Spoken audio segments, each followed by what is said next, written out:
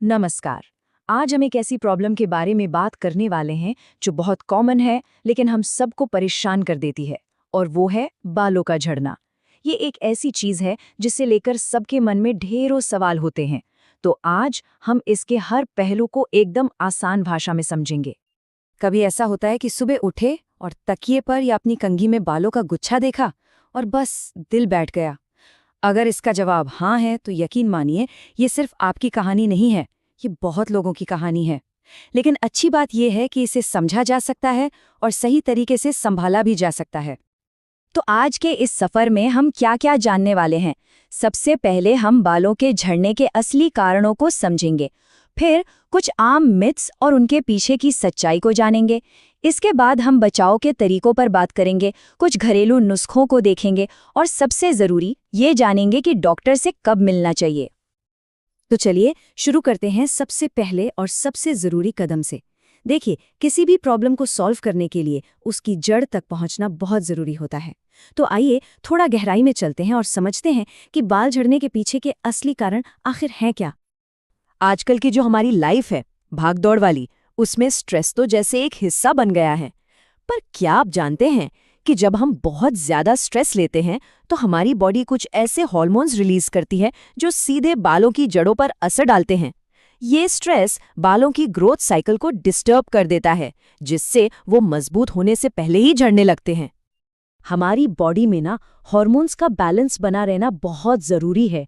Pregnancy के दौरान, menopause के वक्त या फिर थायराइड जैसी कंडीशन में जब हार्मोन्स ऊपर नीचे होते हैं तो इसका सीधा असर हमारे बालों पर दिखता है और हेयर फॉल बढ़ जाता है। एक मज़ेदार बात बताऊं, हमारे बाल असल में एक खास प्रोटीन से बने होते हैं जिसका नाम है केराटिन। अब जरा सोचिए, अगर हमारे खाने में ही प्रोटीन की कमी होगी तो बाल मजबूत कैसे बनेंगे। इसीलिए हमारा खाना पीना और बालों की सेहत का सीधा कनेक्शन है।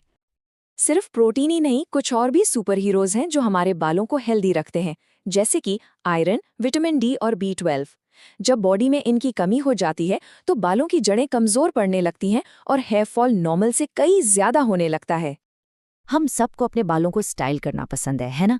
लेकिन ये जो हेयर ड्रायर, स्ट्रेटनर, कलर और तरह तरह के केमिकल वाले प्रोडक्ट्स का बहुत ज्यादा इस्तेमाल होता है, ये बालों को बाहर से डैमेज करता है।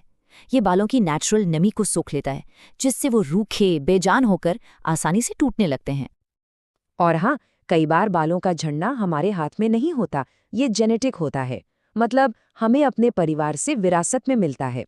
इसे एंड्रोजेनेटिक एलोपेसिया भी कहते हैं, जो पीढ़ी दर पीढ़ी आगे बढ़ सकता है और इसका एक खास पैटर्न होता है।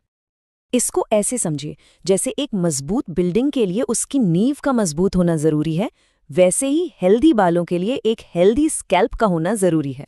अगर स्कैल्प पर डैंड्रफ, कोई फंगल इन्फेक्शन या खुजली जैसी प्रॉब्लम है तो इससे बालों की जड़ें कमजोर हो जाती हैं और बाल झड़ने लगते हैं।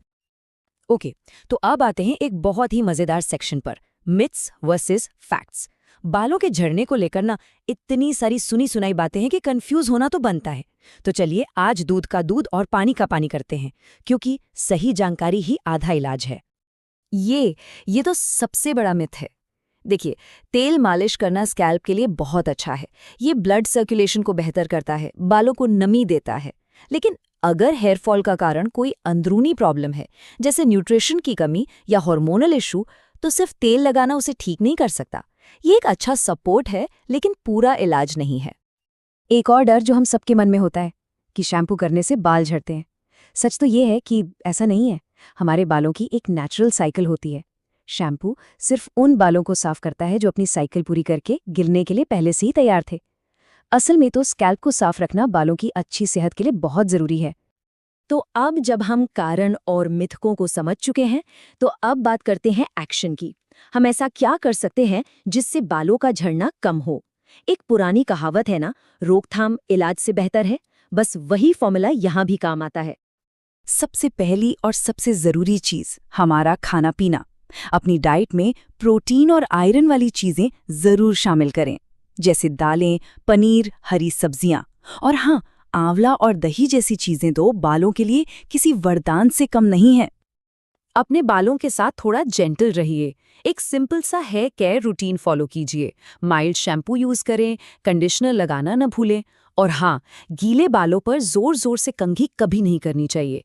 सीधी धूप और बहुत ज्यादा हीट स्टाइलिंग से भी बालों को बचाना जरूरी है। सिर्फ बालों पर कुछ लगाने से बात नहीं बनेगी, हमारी पूरी लाइफस्टाइल का असर उन पर पड़ता है। स्ट्रेस को कम करने के लिए योग, मेडिटेशन या कोई हॉबी अपनाइए और रोज कम से कम 7 से 8 घंटे की अच्छी गहरी नींद जरूर लीजिए, क्योंकि सोते वक्त ही हमारी बॉडी खुद को रिपेयर करती है। अच्छा, अब बात करते हैं कुछ घरेलू नुस्खों की जिन्हें लोग अक्सर ट्राई करते हैं। लेकिन रुकिए, यहाँ पर एक बहुत ज़रूरी बात है जो आपको ध्यान में रखनी है। इन्हें बहुत सावधानी से अपनाना चाहिए। प्लीज़ इस बात को गांठ बांध लीजिए, ये जो घरेलू नुस्खे होते हैं ये किसी भी तरह से डॉक्टरी इलाज का विकल्प नहीं है। ये बाहरी तौर पर थोड़ी मदद कर सकते हैं, सपोर्ट कर सकते हैं, लेकिन ये बाल झड़ने की अंदरूनी वजह को ठीक नहीं कर सकते। हफ्ते में 1 या 2 बार हल्के गर्म तेल से स्कैल्प की मालिश करना फायदेमंद हो सकता है। एलोवेरा जेल स्कैल्प को आराम देता है। कुछ लोग प्याज का रस भी इस्तेमाल करते हैं, पर ध्यान रहे इससे कुछ लोगों को जलन या एलर्जी हो सकती है, तो इसे बहुत ही सावधानी से इस्तेमाल करना चाहिए। और अब आते हैं इस पूरी चर्चा के सबसे ज़रूरी सवाल पर। हमें कब ये समझ लेना चाहिए कि अब घरेलू उपाय या छोटे-मोटे बदलाव काम नहीं करेंगे और हमें एक एक्सपर्ट की सलाह लेने की ज़रूरत है? तो ध्यान से सुनिए, अगर आपके बाल एकदम से बहुत ज्यादा झड़ने लगे हैं या सिर में कहीं-कहीं सिक्के के बराबर गोल पैच बन गए हैं, या फिर बाल झड़ने के साथ-साथ स्कैल्प पर बहुत तेज खुजली या दर्द भी हो रहा है, तो प्लीज इसे नजरअंदाज मत कीजिए। बिना देर किए किसी डर्मेटोलॉजिस्ट यानी स्किन के डॉक्टर से मिलिए। वही सही वजह का पता लगाकर आपका सही इलाज कर सकते हैं। तो जाते जाते मैं एक सवाल आपके लिए छोड़कर जा रहा हूँ। क्या हेल्दी बाल सिर्फ हमारी सुंदरता का पैमाना है, या फिर वो हमारे शरीर की अंदरूनी सेहत का एक आईना है? अगली बार जब अपने बालों का ख्याल रखें तो याद रखिएगा कि आप सिर्फ अपनी सुंदरता नहीं बल्कि अपनी ओवरऑल हेल्थ का भी ध्यान रख रहे हैं।